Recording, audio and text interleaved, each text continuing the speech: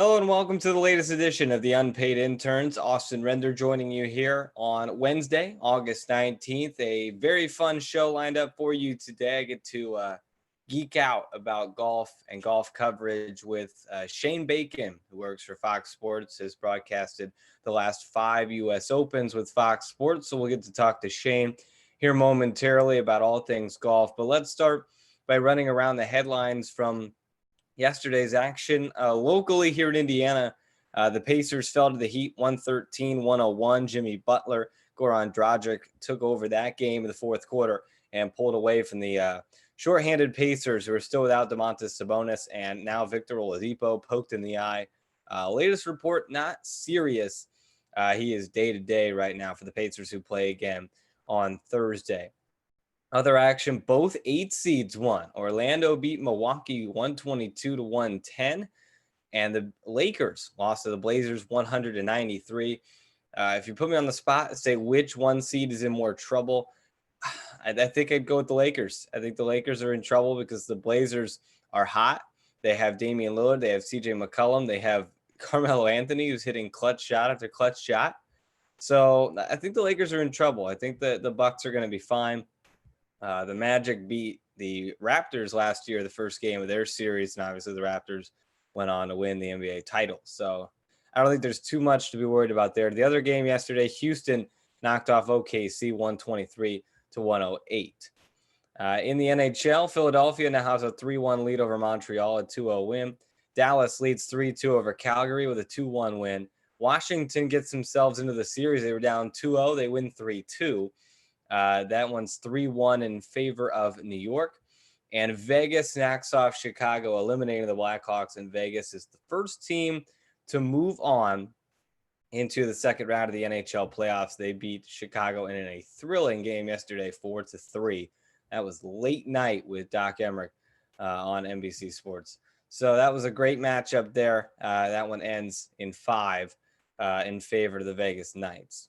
Other news, Fernando Tatis Jr. does it again. He steals a base in a steals third in a 6-0 game. Not as much backlash from that one as he got for the Grand Slam, swinging on a 3-0. The manager and the pitcher for the Rangers of that night have both been suspended.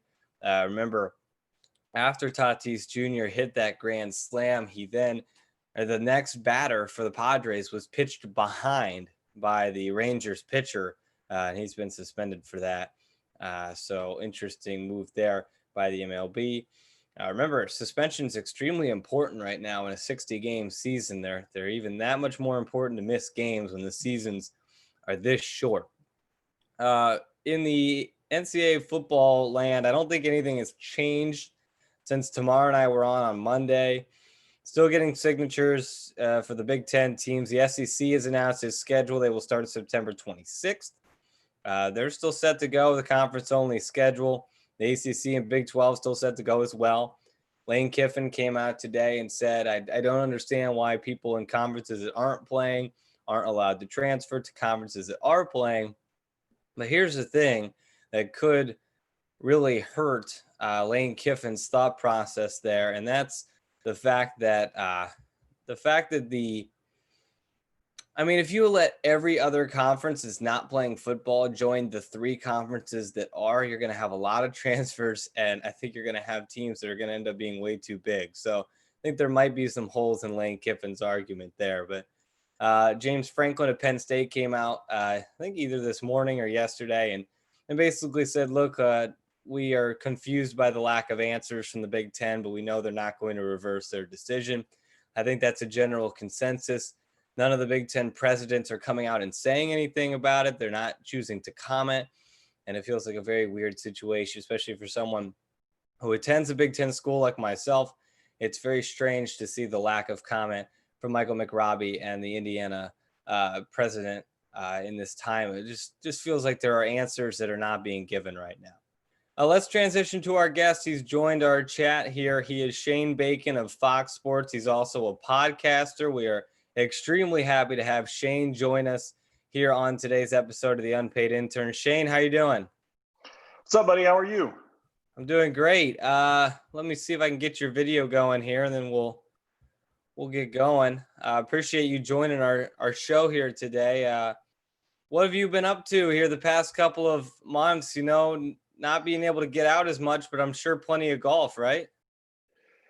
Yeah, I mean, it's just been. I mean, obviously, getting a chance to watch a lot of golf has been nice, but yeah, it's hot in Arizona right now. I'll tell you, it's not exactly the perfect time to be trying to sneak out. So early rounds, late rounds, that type of stuff. But just been kind of hunkered down. I mean, the last week or so with this. I mean, the NBA playoff starting has been awesome. Obviously, with just kind of coverage start to finish of the day, and then I mean, it's just been wild getting some of these big golf events. PGA Championship. Obviously, the seniors had a major last week, and the amateur was on, and then we kind of roll right into the playoffs and then the U.S. Open. So, for golf fans, I mean, if you're into this sport, it's not a bad time to be kind of duct taped to the couch. Absolutely. Well, we were duct taped last weekend for the USAM at Bandon Dunes. Fantastic event, great finish. We couldn't really see a lot of the finish with the fog, but how great did Bandon Dunes show this past weekend, and how great was the golf that these amateurs played? Yeah, I mean, Bannon is one of my favorite places in the world. I mean, I've been lucky enough to go a few times. I had my bachelor party there. I went just a few months ago to play the new sheep ranch and get a chance to check that out. I mean, just was so fired up to get a chance to do that. I mean, our first, my first event I did for Fox was at Bandon Dunes. Our first event that I was a part of was the girls four ball, the women's four ball, and that was at Pacific. And I mean, God, that was back in 2015. So it was cool to see it then. I mean, I did a collegiate event this year, broadcasted it from Pacific as well on College Golf Live, and then and then kind of seeing the biggest amateur event and one of the biggest championships in the world showcased at my favorite golf course was just awesome. I mean, the golf course looked great, and I love one of the things that I have noticed, with amateur golf versus professional is, even the best amateurs in the world, I think that the one thing that they polish up, well, multiple things, but one of the things they polish up is just kind of decision making. It's what to do in certain situations, how to play certain holes. And so I actually thought, the amateurs were better served at Bannon because, the decision making wasn't always the best move. And that added to drama and excitement. So, the golf was great. God, those guys are so good. Those golf swings, I have the 3 or 4 texts from buddies that were like, do these kids ever not make a perfect golf swing? That championship match with Ollie Minster Fossey. So, it was great. I mean, the amateur is my favorite event. It was always our favorite event to do. Brad and I's favorite event to kind of get a chance to cover and just getting actually to sit back and watch it, especially in prime time, was really cool to do. Especially, like I said, at one of our favorite spots. And I know you had him on your podcast. Have you ever seen anything as crazy as what happened with the match that ended? I don't remember what day it was, but with the caddy putting his hand in the sand, losing the match. You've covered a couple USAMs. Have you seen anything as crazy as that? If you go back, I think it was 2017. There was a big rules issue at the girls' junior, and we were covering it. I think it was Julie Inkster and I were in the booth covering it, and it was a really heated match, close, great golf, and a player picked up a really short putt. It was a little bit like the Sergio situation you saw a couple of years ago with Kuchar, and it ended the match. I mean, the same thing. It was like a little, basically a 1 foot putt or so, and the player that ended up winning the match because of the rules issue was basically told of what went down from a caddy. And so I remember, being in that seat, having to manage, a rules infraction to end. I mean, that's not exactly what you want to see. I mean, you don't want to see a match ended at all like that. So, it was brutal. I mean, we had Segundo on the clubhouse you mentioned, and he was gracious. Golly, the kid handled it so well. I mean, I don't know how he does that at his age, but it was wild. I felt terrible for the player. I mean, I've mentioned a couple times, I hate that the caddy's going to be known as this. I actually will say this. I've probably had 5 groups of people reach out to me personally to try to get in touch with somebody at Bandon Dunes to where they could get that guy on their bag. They want to support the kid. They want him to know that his job and his career is not done as a caddy. So, I mean, right. I mean, good comes from all this kind of stuff. But I mean, in terms of a match, you get down, you battle back. He was 2 down with 6 to play, gets the match back to tied. And that's the way it ends. And he said it on my podcast. He said he thought he had the upper hand. He thought his bunker shot was way easier than Strafasi's pitch shot. And I feel like, that is such a glimpse into the amateur. I mean, there are guys, Victor Hovland, for instance, who just kind of runs over the field. And I think Hovland trailed 1 hole his entire run at the U.S. Amateur when he won at Pebble Beach. Jeez. But, a lot of the time, things like this, not rules issues, but little moments completely change the course of that championship. And that's what's so wild about match play versus stroke play is, if you get a 2-stroke penalty, you hit it out of bounds, you touch your ball, you move sand, whatever, it'll affect your score and potentially affect the finale of the championship. But, match play, it's one thing could lose you a hole, and that hole could lose you the match. So that's what's so crazy is that situation happened to the guy that won the amateur, right? He got through because of something like that. So it just shows the fine line that is that are these matches. And I'll say, I think the last 3 or 4 amateurs going into the championship match, the guy I thought was going to win didn't. And this was one of the first times I really thought Strafasi was probably going to win this thing.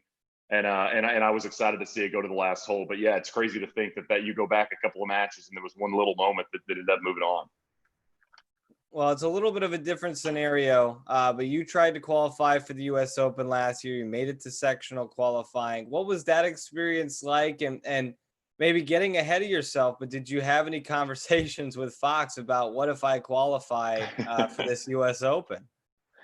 Yeah, what was wild, Austin, is I probably got more, attaboys and go get 'ems from other TV hosts than maybe I even did from players. I mean, if Van Pelt sent me a note, we never get to do this stuff. Go get them.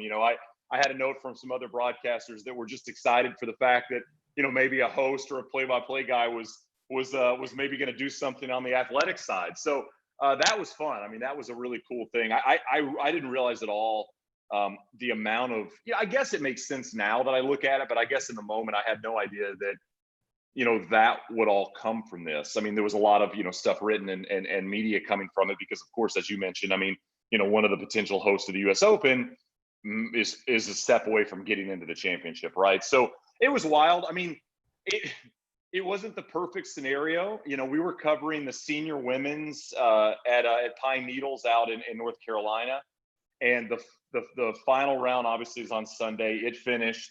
I had to get in a rental car, drive as fast as I could drive possible to the Raleigh airport. I fly to Dallas. I get in at 11 p.m., and my tee time the next morning was 8 a.m. I mean, I'd never seen either of the golf courses at all. I had a couple people send me yardage books that I thought was very nice of them, people online that were just trying to help out. I got paired with Martin Laird both rounds, so I'm playing with a PGA Tour winner, for 36 holes as well. So, it was a really cool experience. I would have loved to be a little bit more prepped, obviously, just to know the golf courses. I think the first round, I played okay, but I think it was probably a couple shots just not knowing where to go, and so the second round, the golf course was a little trickier. The wind blew and it just played a lot harder, and I just didn't play very well. But that first round, I think I probably would have got it in, right around even or 1 under if I'd have just had a little bit of an idea of where to go on a couple of the holes. A couple of holes we were confused on, but hey, that's part of it, man. I mean, I got a job. It's like you got a job. My job's not to play golf. So, I mean, my boss is my producer at Fox is an enormous golfer. I mean, he competes still. His son's a great player that's probably going to play collegiate golf. So he understands that world. But, I mean, at the end of the day, I got stuff to call and I got stuff to call. And then if I can get on a plane and make it, I'll do it. But I had a lot of people rooting for me, and that was a lot of fun. Well, I don't want to get into all the details of all the Fox stuff that's happened here the past month or so, but I do want to get your thoughts and your reaction to it. I mean, what was kind of your thoughts when you first heard the news that Fox had dropped the USGA package? Oh, I mean, I was, disappointed just because we like doing it so much, and I like the people I got to work with. But, I mean, the TV side of stuff is a business, and I mean, it was something that, with the NFL and knowing the U.S. Open was going to be in September, and just a lot of moving parts. I mean, that's what's been so crazy about 2020 in terms of sport is, normally this stuff's scheduled out for years in advance. And right now people are scheduling out a week in advance, and I mean, these are leagues and TV networks and millions of dollars on the line at all times. So it's it obviously gets complicated in that world, and I understand that. So yeah, I mean, I obviously was very bummed. I mean, we talked about the U.S. Amateur. I mean, getting a chance to call, the oldest championship in American golf and my favorite event to cover at my favorite golf course in the world would have been a lot of fun. I mean, it would have been a dream scenario for me, and that was a bit of a bummer just because I didn't get to do it. But there'll be other opportunities that come along and cool things that follow up. So it's just part of the business. You start to understand that everything is obviously, I mean, there are lines they've got to cover. And during this pandemic, I mean, it's just, there's going to be things that happen, and golf was one of them. And the NBC crew does a great job. So while it was a loss for us, I mean, a big gain for them. And I know I know Dan and the crew are really excited. Dan Hicks is a member at Wingfoot. I mean, what better person to have in the booth, right? A guy that knows every inch of the golf course. So he gave me a call, and it was a really, really nice call. And I just really appreciated, him reaching out and all that. And I'm just excited to see what's going to go down. And I think I'm going to be out there still. I think I've got a part with the USGA on their side of the broadcasting. So still get a chance to get to Wingfoot in the US Open. But yeah, I mean, it's fun to be on the road for the summer with Julie Inkster and Brad Faxon and Curtis Strange and Loomis and all the guys behind the scenes. And that's the greatest part of my job was those, 8 to 10 weeks on the road, covering every USGA championship there was. So that'll be something that I'll really miss. You mentioned the call from Dan Hicks. I feel like as I talk to some of you guys in the golf media business, how closely knit is this group of people that cover golf? Because from an outsider's point of view, it feels like you all know each other, you all like each other. Is that kind of the vibe inside the golf media landscape? I mean, I would say so. I mean, I think, when things, it's not like we're all best friends hanging out all the time, but I think there's definitely a mutual respect amongst the crew. Just if it's TV, if it's online. I mean, I will randomly send somebody from a digital outlet is the same as stuff I'll send somebody from that hosts the US Open or whatever. So I mean, it's I think covering the sport, seeing stuff behind the scenes, understanding the demand that comes with it. I mean, Amanda Balionis posted something after the PGA Championship about how many shots CBS showed, and one of her lines that I was in such agreement with is, if you've never done this before in terms of a TV production, you have no idea what goes into it. And it's so true. I remember one of the great humans that I worked with, and one of the great humans that I know, it was a young lady named Sarita, and she basically ran our lives at Fox. I mean, she got everybody where they needed to be. I could only imagine the amount of things going on in her head, and she was somehow able to do it all with a smile on her face. And she was interviewed for a story at Shinnecock about the US Open.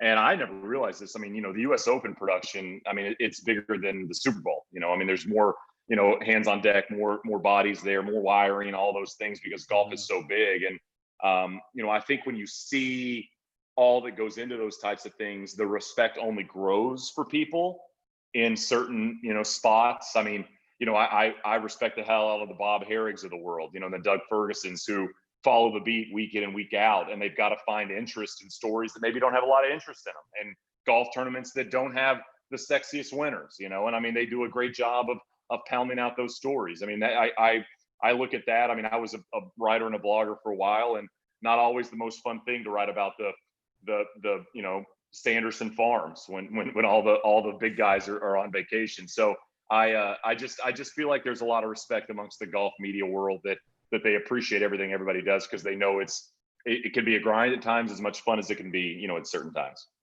Well, let's talk about that golf production, because I'm curious as an aspiring broadcaster in terms of how a golf broadcast works. From what I've heard, it's basically like you're watching it with us. You're just on the grounds, not on a couch. I mean, what has it been like for you to get to broadcast golf compared to maybe some of the other sports?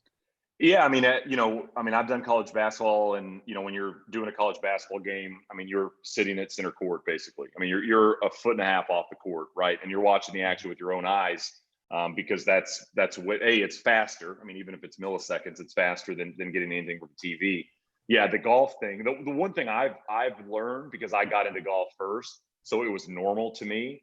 Well, people that came from other sports into golf, that was a really hard thing because you're basically at the hands of the producer. So if somebody in my ear says we're going to Ricky Fowler on 13, and you go to 13 and it's not Ricky Fowler, that's it. You're making the error on air, but it was an error you got in your ear. Now, if you're watching a basketball game and you call out a player, that just made a three, and you say the wrong player, you say CJ McCollum and it was Dame, that's on you because that's your eyes and your wrong call. But one of the things I'll give you a story, just for instance, and how the golf thing works. You have these monitors in front of you. Brad is next to me. Brad's got he's got an 8 screen with the holes that we have where he can see the action live.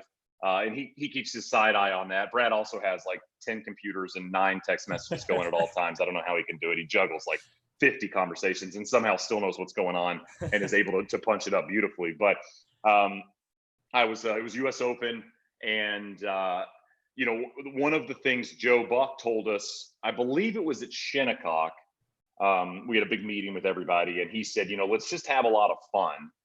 Like, let's have fun with this. Like, this is sports broadcasting. We're supposed to have fun. It can get serious sometimes. I mean, especially with the long hours, it can be stressful and serious. And then Joe and I had a conversation on the side, and Joe said, like for us, there's so many distractions. I mentioned, Brad.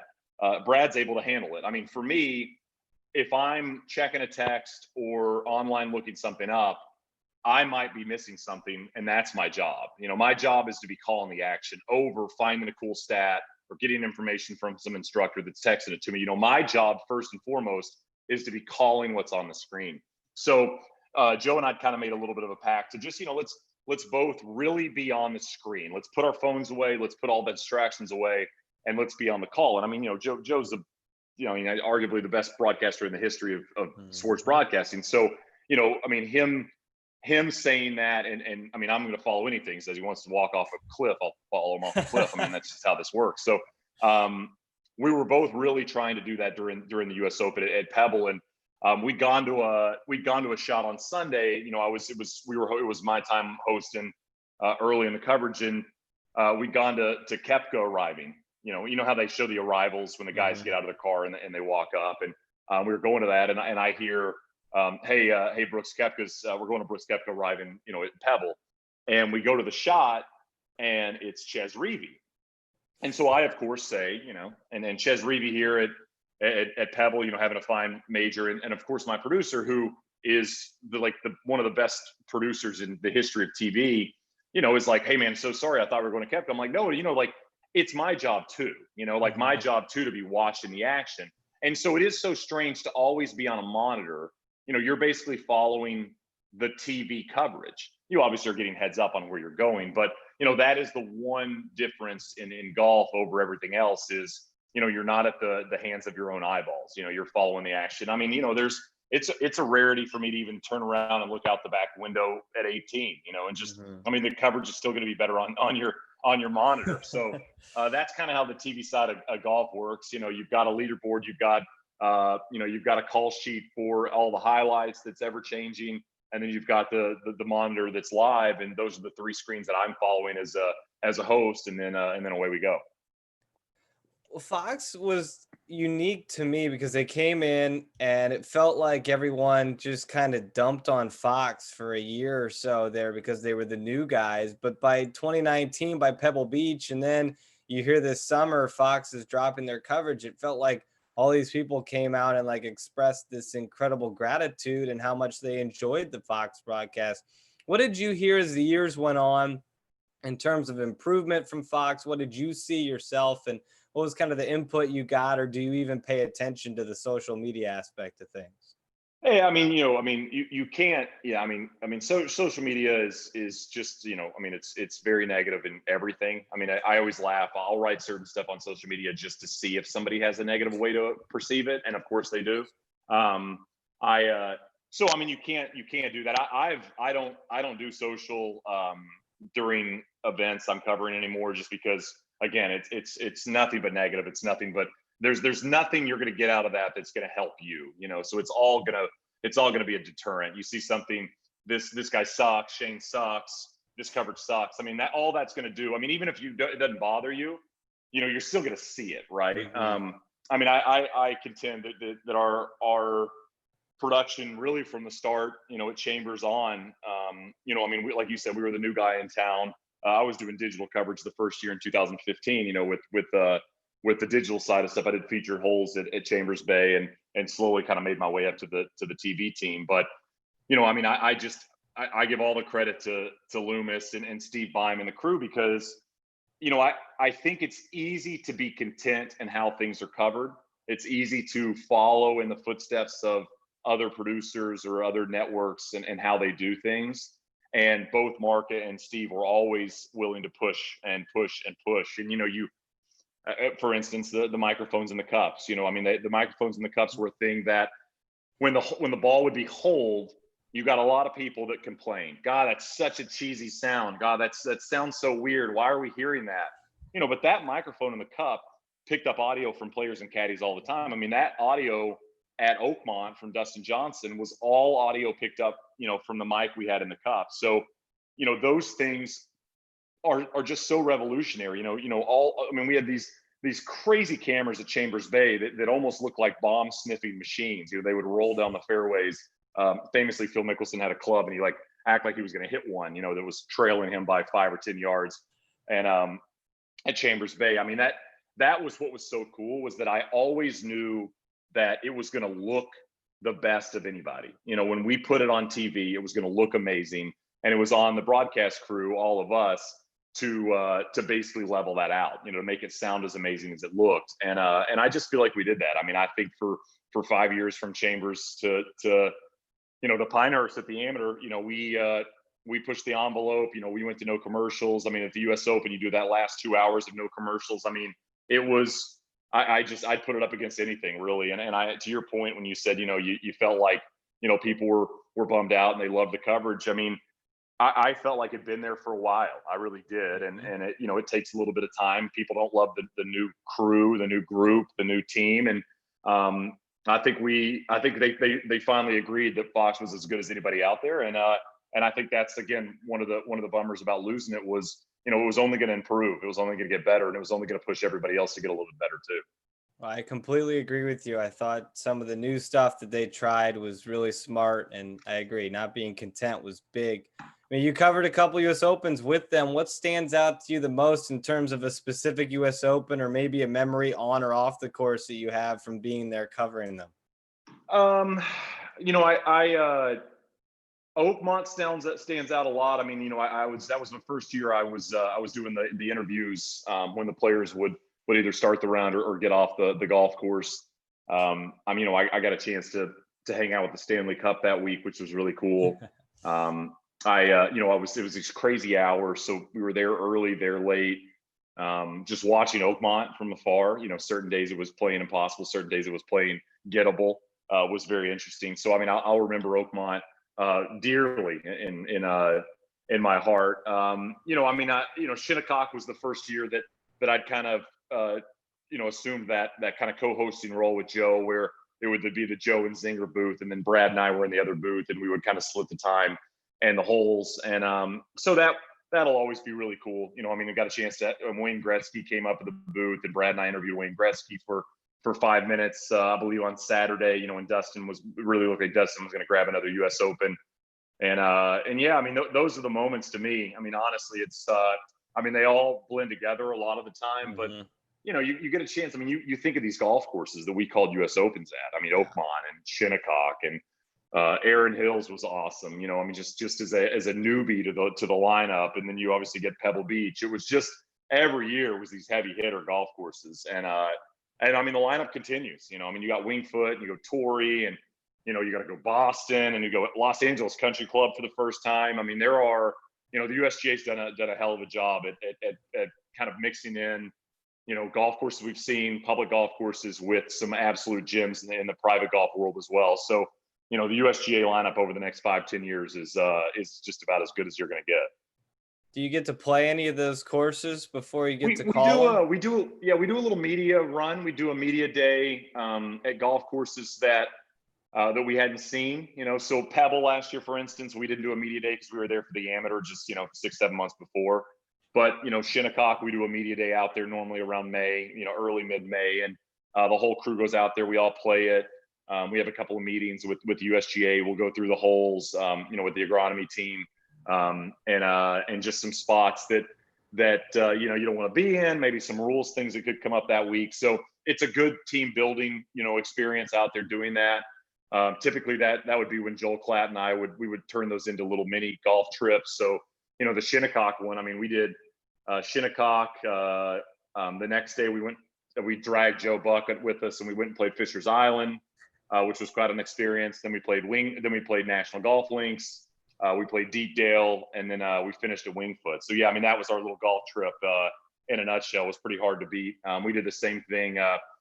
We did the same thing the year before, and I'll tell you this, Austin, our trip around Wingfoot this year that obviously we didn't do was going to be an epic one. I had a few golf courses lined up that we were we'd never played, Joel never played, or we both had never seen before. We were really excited. So obviously when the pandemic hit, there are 10 million things more important than what golf courses I'm going to get to play, but that was one of the things that got taken off the schedule. And I know Klatt and I had a very somber golf conversation about us losing our little scheduled visit to some of the best in the country. But another time, another day, we'll maybe get a chance to do it. Where'd you play the best? Well, in terms of how well I played? Yeah. Oh man, we got a real calm day at National. National, Okay. can play brutal if it's really windy, and that's how the golf course is designed and built is to play in wind. It laid down a lot the day I played it, so I mean I think I might have shot 4 under, and it was pretty ho hummy. It's not a super tough golf course if the wind's not blowing and the conditions you can have those greens fiery, you can have those greens super slick. They were very playable the day we played it. So yeah, I think Klatt and I, that was the day Joel, who at the time had never shot in the 60s, was 2 under standing on 18 a par 5, and if he birdies it, and he didn't birdie it, he shoots 2 under and he walks off just dejected. And I'm like, hey, you just shot 2 under at one of the best golf courses on the planet. You got to change your attitude. So I went and bought him a lobster roll, and he cheered up a little bit. There you go. Dang, I wish I consider myself a pretty good golfer, but a 4 under ho hum round, I don't think I have that in the bag yet. Let's move. I want to know. I mean, you lose the USGA package, but I know you're podcasting with Max Homa. You got the Clubhouse pod. What's kind of next for you? The next step now that the U.S. Open's gone. Yeah, just still, I still work with Fox, so just I'm just outlining, some other sports to work with them. That's something Fox has been really cool with me about is, they've allowed me, the opportunity to venture into some other sports. So, I've done some college basketball games. I've had a chance to do some sideline work in NFL and college football. I worked the Westminster Dog Show. I've done some studio work with them as well in LA. So, just kind of ironing out what the next steps are there. And then, we'll see. I wish I had a better answer for you in terms of exactly what's going to happen, but it's just finding the right fit, internally with our crew at Fox and where they can utilize me and where I can help them out. And then just, seeing what's out there elsewhere. But yeah, I've got the 2 podcasts, which are really fun. As there's a lot of digital work to be had in terms of just kind of creating content's not my favorite word in the world. I think content and influence are 2 of the words that I wish would just go away, but they're not going to. So, working on some stuff, we've had a couple of cool ideas. We've shot a couple of pilots of some stuff that we've been working on, and I've got a couple other ideas of some stuff. So it's just, as man, it's trying to find something that'll work out of thin air and, put it on paper and then maybe put it into video and seeing. But yeah, the get a grip. I've done the Clubhouse, for a number of years. I've had a lot of, top tier players on it. This was a little bit before the kind of the boom of the podcast world hit, but I've had Rory and Justin Thomas and Brooks Koepka and Ricky on it. And, to name a few. And then, this year getting a chance to start Get a Grip with Max has been really cool. People have really enjoyed it. They love getting, the perspective of a very real professional golfer in the world of Max Homa. And, It's been cool, man. He's a buddy of mine. He's a great dude, and I just feel like he allows people to look into the world that we all hope and wish we could get there one day too. And he does it with a smile on his face, and that's refreshing. That's refreshing when it comes to professional athletes. No, I totally get it. We're all trying. I mean, there's so much uncertainty going on right now. We're all trying to figure out what the next step is. I do want to talk a little bit of golf here on the back end. Let's talk about what Max Homa just brought up on I think it was your latest one about the play-in game for the FedEx Cup. I'm all in on it. What did you think of his idea? Yeah, no, I mean, it's, I mean, A plus. I gave him 2 thumbs up when we were recording. I mean, I what we're seeing is, okay, so one thing that golfers tend to do, right, is they flip on Golf Channel. I mean, that's something that is pretty universal. I mean, you go to a pro shop, Golf Channel's on. You go to a golfer's home, they typically have it on because there's some golf to be shown, right? So these Wednesday charity event kind of matches they've been doing during the pandemic have been a hit. I mean, it's live golf on a Wednesday, right? I mean, you're getting a chance to watch notable players play, and I mean, that's better than not having it on TV. So to me, it's that extended, right? It's 4 players battling for a chance to play in the first playoff event, and if you play well in that, you move on. It feels almost Monday qualify to me on a Wednesday. And also, what I like about the idea is, so college football playoffs, right? You get 4 teams, and the moment that the college football playoffs started, everybody went, well, is 4 teams enough? And should we have 6 teams or 8 teams? And, I always thought, no matter the number, there's always going to be a team you leave off, right? But the more you extend it, the less impactful that team is to leave off. So, I mean, if you're now leaving off the 7th best team in college football or the 9th best team in college football, it's not as big a deal than maybe leaving off the 5th team. Maybe it's a team that went undefeated that's a UCF or something, right? That maybe isn't as touted as Bama and Clemson and all those crews, but they maybe deserve a spot in the playoffs. Now you're leaving that team off, and that's a bummer. I've always felt like the guy that finishes 126, right? You finish 126th and you miss the playoff by 1 spot. It's just brutal. I mean, so now that eliminates that. So now there's a little leeway where you finish 128. Sorry, man. I mean, you had a chance. There were spots there to be had, but you're allowing that guy that just missed it. That brutal story of the guy that now has to go play for his card again. He's got 1 day to go out there and prove it. So I love the idea. I just thought it was great. Max has been, honestly, he's kind of been throwing like Jay's 95 job with movement on these ideas for the last couple of months. And this is just another one. I'm going to have our producer, Tim, I'm going to get to splice together all the great Max ideas for the end of the year show and just roll them out. And maybe Max and I can vote on which one was the best. He might be coming for Monahan's job here pretty soon. We gotta be careful. He hits it too good for that job. He hits his irons too good. I'd love to see him, take a roll up on the player's side of things, and I'm sure he will at some point. But man, that dude hits his long irons. It is so annoying. We played during the pandemic. We'd play this Monday money game every week. Him and I and my buddy Ashton, and then we would kind of have a revolving door of 4th players. And it was just a chance. We all got out. It's a skins game, money game. A lot of pros playing it, and we would play it at Papago, which is a municipal golf course, a city-owned golf course in the center of Phoenix, and it's a great golf course. It is a fabulous public golf course, but the par 3s are just impossible.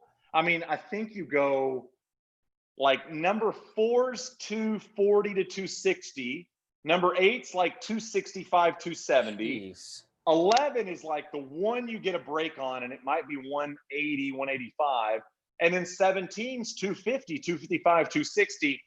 And it's like Max is hitting like wedges. He hits these 4 irons, and it's just right at it, 5-yard cut. And you're like, this is annoying, man. I mean, this isn't that easy. It's not supposed to be where you just pick the 4 iron off the tee and it goes right at it. So he would have a lot more success on the long par 3s than the rest of the group would typically, that's for sure.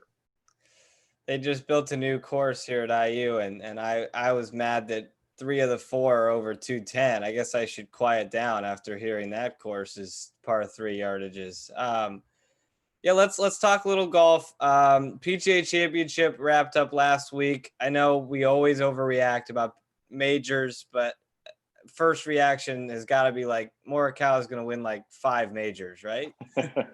Hey, it's that, I mean, I've heard a couple people make this argument, but there's no substitute for unbelievable iron play, and Morikawa's got that in spades, as we saw. I mean, he's, I've been hearing since college. I mean, we did the Walker Cup at LACC. I remember I played golf with Spider Miller, and I asked him, point blank, he was the captain of the Walker Cup team that year, the team that just rolled. I think they set all sorts of records in Walker Cup in terms of victory and margin of victory. And I was playing with Spider at LACC. I said, who's the best player on the team? A whole bunch of great players. And I mean, it was as the sentences got out of my mouth, he goes, "Oh, Colin Morikawa." Kid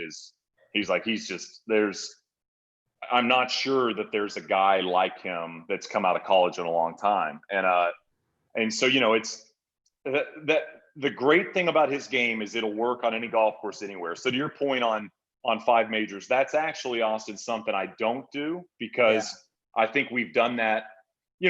Listen, I've said this for a long time, this is the generation of one-time major winners. I mean, if you go through the list, there are a lot of them. I mean, you think about how unbelievably accomplished Jason Day is, 1 major, how impressive we've been with Justin Thomas, 1 major, the Dustin Johnson, 1 major, Justin Rose, 1 major. I mean, the list goes on and on of these really, really impressive players that have 1 major, Adam Scott, and so when we look at this crop with how deep it is, it's going to be very hard to be a multi major winner.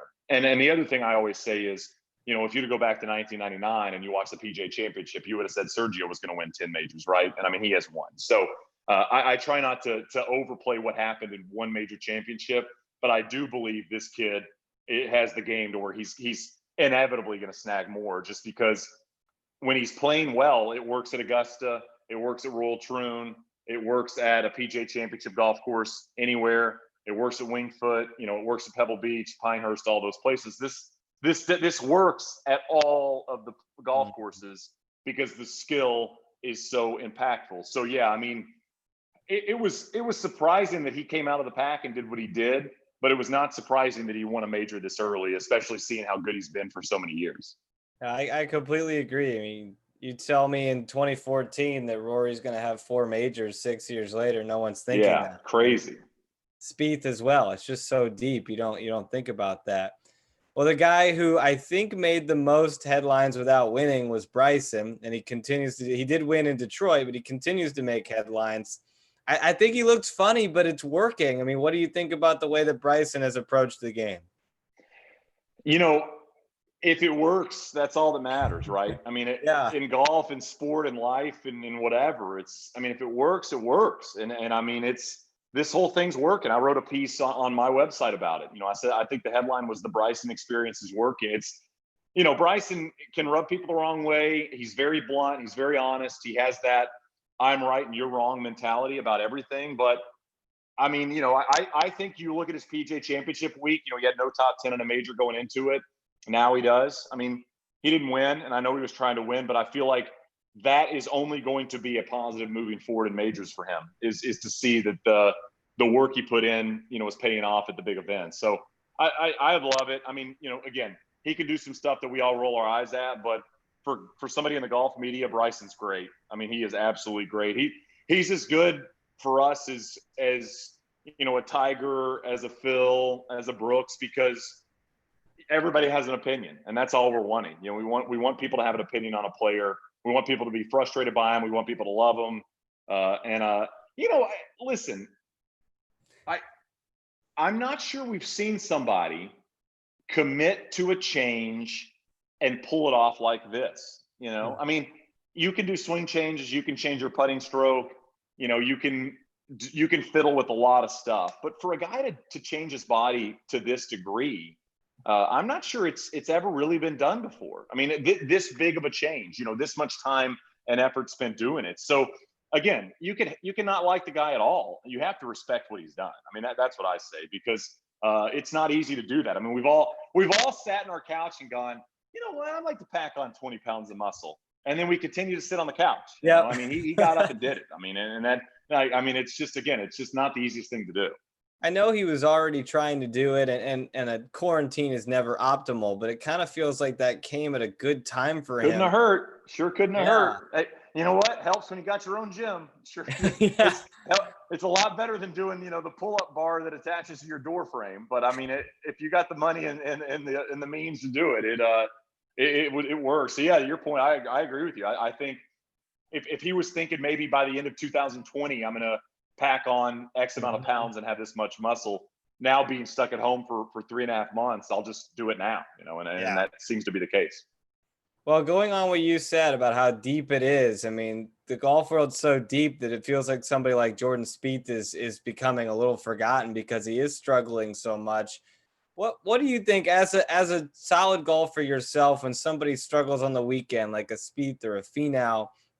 What do you think's going on? Is there something bigger there than just mental, or is it strictly you think something that's just mentally tough that he can't get over?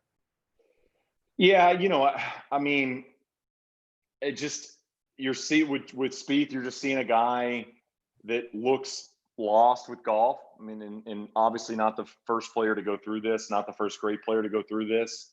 I hate it for him. I hate seeing it. I mean, Jordan Spieth is another one. He's great for the sport. I mean, I think a dominant young American kid that comes out and does what he does and has a chance to win the Grand Slam in the same season and did it. I mean, I always tell people that of all the golf shots that I've watched live, the ones that stand out. I mean, one in my top five is his putt at St. Andrews on 16, back in 2015. I mean, he's basically out of it. He made that big number. I think it was like on 8 or 9, and he makes double. And kind of you go, okay, his chances are over, right? I mean, it's that was the Open, and that's that. And then he battles back like he always does, and then he makes that long putt at 16. It's just this bomb. I mean, he just had that. He had that ability to kind of grab the moment. He had that ability to pull off the golf shots and the putts in these moments that so many guys can't do. And so we need guys like that on tour. I hate seeing them go through it. I mean, I'd say it's all between the years. I mean, I don't see how it's not. I mean, if you listen, you got the skill in those fingertips, you got the skill in your microfibers. That skill doesn't go away.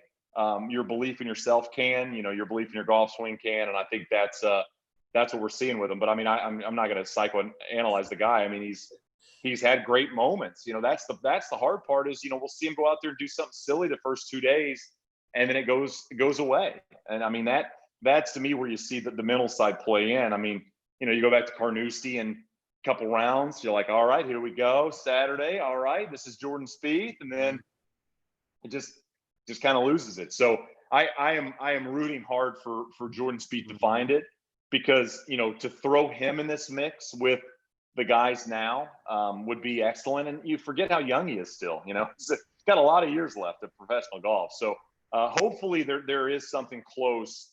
We've seen him put together some solid rounds. I'm hoping that he's close. I think he's one of those guys that needs a good 72 hole week. Yeah. And by that, I mean, no big numbers, maybe no double bogeys, finishes in the top 8 or top 10, maybe fires a good weekend round, maybe fires a good round on Sunday, which is something he struggled with. But I'd love to see 72 holes at an event, not a major, but I'd love to see it at a major, but at any bigger event, I think would go a long way for his confidence if he could do that. If he could string together 72 holes where it all looked pretty solid. He could use that this week, being outside the top 70 in Boston. Before I let you go, I know you know a lot about Winged Foot. You're getting ready to cover a tournament there. You're just a big golfer yourself, but what do you see coming up here in terms of favorites for the U.S. Open? Yeah, I think iron play is king at that golf course. Guys are going to miss fairways. It's not going to be, honestly, it's probably not going to feel as tight as those Harding Park fairways were. I mean, some of those fairways seemed like, the straightest golfer, Fred Funk, would miss those fairways. But I just think this is, I mean, when you look back at old U.S. Opens, typically it's the great iron players that are near the leader that end up winning. So I'm gonna lean on that again. I mean, again, it's wild, but you look at Colin Morikawa, and I mean, he's going to be in the hunt again. I really believe that. I just think the par threes are going to eat people's lunch if you feel like you can keep the ball below the hole on those par threes. I mean, that's also the key of this golf course is distance control with your irons is just so important, because if you're above the hole or over these greens, you're dead. You are just absolutely dead. I mean, I think about 10, and being in the wrong spot on 10, you're going to make double. I mean, it's this great par three, but you hit it right or you hit it long, and you're just absolutely you've got nothing. I mean, you think about three, the par three, you're going to see guys play it short of the green on three, depending on how fast the greens are, because they just know that anything hole high or beyond is impossible to get it up and down. So you're basically playing for four. So why not play it a little short and try to get it up and down for three? So I mean, we talk about great U.S. Open venues, Shinnecock, Oakmont, the Country Club. I mean, there's a handful that I feel like are those elite U.S. Open venues. Winged Foot's one that it's been a while since the USGA's been there for this championship, but Winged Foot is just so U.S. Open. It's thick rough. Got to hit fairways. You got to make those 8-footers for par. I mean, this is what you're going to see all week long. I mean, it's going to be around par is going to win it. I mean, that's what you're going to see with this U.S. Open. It's a golf course that demands perfection on every hole, and it doesn't give you a lot of birdie opportunities. Especially if you're not hitting the ball great. So that's what I'm leaning on is the iron players that are able to control distance as well as anybody. So a Morikawa. I mean, I think it's a place that, depending on how Tiger plays in these playoffs, I think Tiger could have a lot of success there. Really, I mean, I just think, considering how good he is at controlling the distance with those mid long irons, that's going to be something we're going to really see to his advantage. So that's what I'm leaning on to begin with at Winged Foot, is just when you're kind of circling your picks, I would definitely look at, strokes gained approach to greens and proximity to the hole, from that 150 to 185 yard distance, because you're going to see a lot of those shots into these greens. Fantastic. Well, Shane, we really appreciate you coming on the show. Really good to talk to you here for a little short of an hour, but I really appreciate it. Best of luck to you in the coming months, and thanks for stopping by. Yeah, of course. Anytime. I appreciate it. It was a lot of fun. Thanks, buddy. Awesome. Take care, Shane. Thanks, man. That was Shane Bacon of Fox Sports joining us here today on Unpaid Interns. Really appreciate him stopping by. Gave me about an hour of ability to just geek out about the game of golf. I think there's a lot of intrigue there behind the scenes. I think people don't understand what goes on behind the scenes in golf, and I think it was really cool to get to hear that firsthand from Shane, a guy who's really climbed the ranks on the Fox Sports golf coverage. So we will miss Fox Sports for sure in the golf landscape in the U.S. Open coming up. But like you said, Dan Hicks and the NBC crew will certainly do a great job. We'll be back on Friday. We're scheduled for a 1:30 in the afternoon live YouTube stream with the Indianapolis Colts beat writer for The Athletic, Zach Kiefer. He'll be joining us for the second time on Friday. 1:30 is the scheduled start time. Keep an eye on our Twitter page. We'll keep you posted on that. And then Monday, we're scheduled to, I believe we'll get things going at 10 a.m. On Monday, Wednesday, and Friday starting next week. So new time. Keep an eye on social media for that. Huge thanks to Shane Bacon. Thanks to everybody for tuning in here on the live stream, or if you're listening to this on our podcast, or you're watching it on a replay on our YouTube page. We really appreciate it. Catch all our episodes wherever you get your podcasts or on our IU Sports Media YouTube page. For Shane Bacon, I'm Austin Render saying so long from today's episode on Unpaid Interns. We'll see you on Friday.